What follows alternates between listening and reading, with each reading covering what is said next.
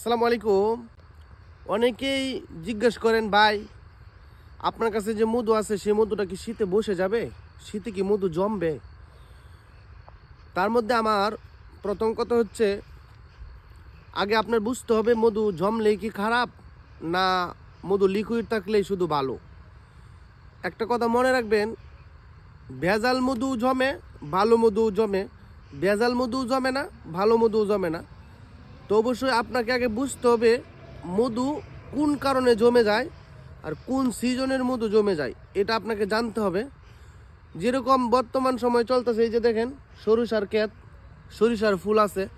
এই সরিষা ফুল থেকে মৌমাছি নেকটার নিয়ে যে মধু তৈরি করে, সেই মধুটা এই শীতকালের মধ্যে প্রচুর পরিমাণ জমবে। এই মধুটা জমে একদম শক্ত হয়ে যাবে। তার জন্য এরকম না যে মধুটা জমে গেছে সেজন্য মধু ভেজাল, না। সরিষা ফুলের মধুর বৈশিষ্ট্যই এটা জমবে। আপনারা যদি সরিষা ফুলের মধু নিতে চান অবশ্যই সেটা জমবে। তো আমার হাতে যে মধুটা এই মুহূর্তে আছে, এটা হচ্ছে পাহাড়ি ফুলের মধু।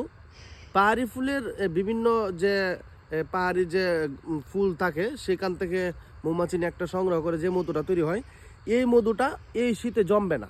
এই শীতে না, কোনো শীতেই জমবে না। তো আপনারা যারা জমা মধু পছন্দ করেন না, তারাই শুধু এই মধুটা নিতে পারেন। আপনাদের জন্য এটা হবে সবচেয়ে ভালো একটা মধু।